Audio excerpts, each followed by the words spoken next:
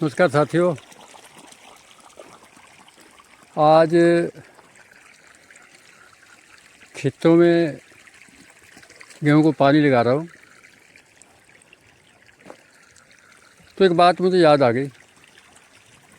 वैसे इससे पहले आपको बता दूं कि इस बार पता नहीं प्रभु किस रंग में खेल रहा है, मुझे नहीं पता।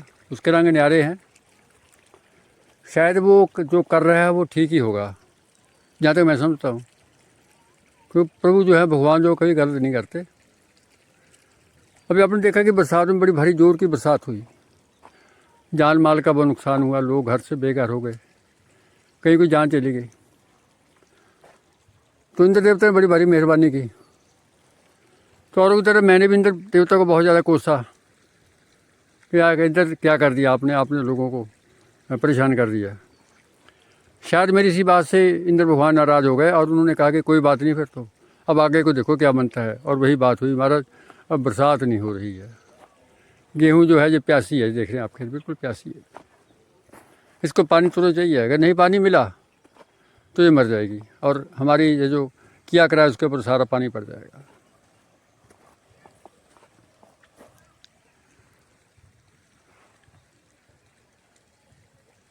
खेतों को पानी तो लग रहा है। अब जहाँ सुविधा वो तो लगा लेगा, अब जिसके पास नहीं है वो क्या करेगा। सरकार की स्कीमें हैं, वो वैसे तो पूरा साल चलती है, जब पानी का समय आता है तो वो हाँफ जाती हैं, वो चलती नहीं है। कभी उनका पाइप टूटा है, कभी कोई टूटा है वो कोई ना कोई बहाना उनके पास होता है और ज़मींदार बेचारा देखता रह जाता है। तो खैर उस बात को छोड़ो। मैं तो जो बात आपसे करना चाहूँगा वो बात इससे थोड़ी अलग है। दोस्तों, हमारे यहाँ एक कहावत है ग्वालुओं के बारे में। ग्वालू वो होते हैं जो गाय वगैरह भैंस वगैरह चराते हैं। तो हम गाँव के लोग, कोई होगा जो गाय भैंस नहीं चराता होगा, फिर मैं तो चरा लेता हूँ। तो इस लिहाज से मैं भी ग्वालू तो हुआ ना, क्योंकि खेती हमारा पेशा है। जिसके पास खेती ज़मीन है वो पशु भैंस वगैरह तो रखेगा। तो उस लिहाज से फिर मैं भी ग्वालू से नहीं आता हूँ। अब यहाँ देख रहे हैं ये गमछा पड़ा हुआ, गमछा समझते हैं शायद, हमारे पहाड़ के लोग इसे कहते हैं पुआरना, हम इसको परना कहते हैं। यानी यही को कपड़े का मीटर 1.5 मीटर का टुकड़ा। ये है बड़े काम की चीज़ है। वैसे जैसे गिरधर ने कहा है ना कि लाठी जो है इसके गुण बहुत हैं, सदा राखी संग। तो भाई मैं तो आपको कहूँगा कि ये जो गमछा है ना, परना जो है, ये बहुत काम की चीज़ है दोस्तों। अब देखो, सिर पे को बोझ उठाना हो तो सिर पे रख लो, अगर धूप लगी हुई हो तो उससे ढक लो। आपने हाथ साफ करने हो तो इससे हाथ साफ कर लो। गर्मी में पसीना पोंछना है, इससे पसीना पोंछ लो। मतलब इसके काम ही बहुत हैं। नहाना हो तो इसके साथ हम नहा सकते हैं, शरीर को पोंछ भी सकते हैं। यानी कहने के बाद गमछा जो है ये हमारे लिए बहुत ही एक उपयोगी चीज़ है। शायद आपने इसकी आज तक इसकी जो इम्पोर्टेंस है, इसकी जो महत्ता है, उसको इस तरफ आपका ध्यान गया ही नहीं होगा। तो आज मेरे दिल में ख्याल आया, और वो अचानक नहीं आया, मुझे कोई एक हमारे यहाँ कहावतें हैं, वो कहावत याद आ गई। मेरे एक मित्र हैं श्री रामलाल पाठक जी, मैं भी पाठक ही हूँ वैसे तो। उनको वो अच्छे लेखक भी हैं, कवि भी हैं। मैं तो खैर नालायक आदमी हूँ, मुझे तो इतना कुछ आता नहीं, पर वो बड़े इंटेलिजेंट है वो।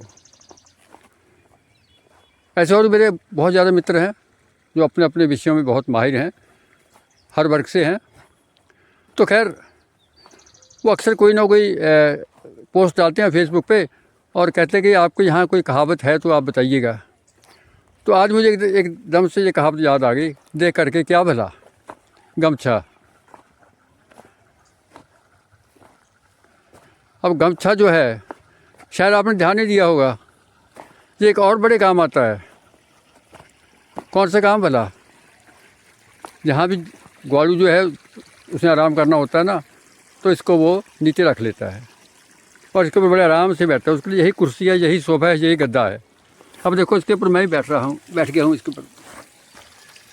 तो उसके ऊपर एक कहावत बनी है, ग्वालुआ जो क्या प्यारे भला, ये आप बोलेंगे। मैं बोलूँ तो आप कहेंगे यार हंसे क्या मेरे ऊपर, आप क्या बोल रहे हैं। पर एक कहावत है, ग्वालुआ जो क्या प्यारे हैं। आप बताओ भाई, ये प्रश्न आपके लिए। मैं नहीं बोलूँगा, हमारे रामलाल पाठक जी बताएंगे इसका क्या इसके बीच कौन सा शब्द जो मैंने वो उसको, ग्वालुआ जो डैश डैश डैश प्यारे। तो भाई मुझे प्यारे, मैं देखो इसके ऊपर ही बैठा हूँ आराम से। कहावतें जो देखने में बड़ी मतलब अच्छी लगती हैं। कहने का भाव इसका एक अर्थ है कि हम जब भी बैठते हैं तो आसन लेके बैठें। अब खेतों में आसन तो होता नहीं, खेतों में आप जाएंगे, खेतों में आपको आसन कहाँ मिलेगा। तो ग्वालू जो है वो जहाँ भी बैठते हैं वो अपने नीचे उस गमछे को एक आसन के रूप में इस्तेमाल करते हैं। अब देखो मैंने भी ये रखा हुआ, उसके ऊपर बैठा हुआ हूँ मैं, बड़े आराम से आसन लगा रखा है इसका। जब मैंने उठना होगा इसको उठाऊंगा, थोड़ा झाड़ लूँगा और फिर इसको अपने कंधे पर रख के अपने काम पर निकल पड़ूँगा।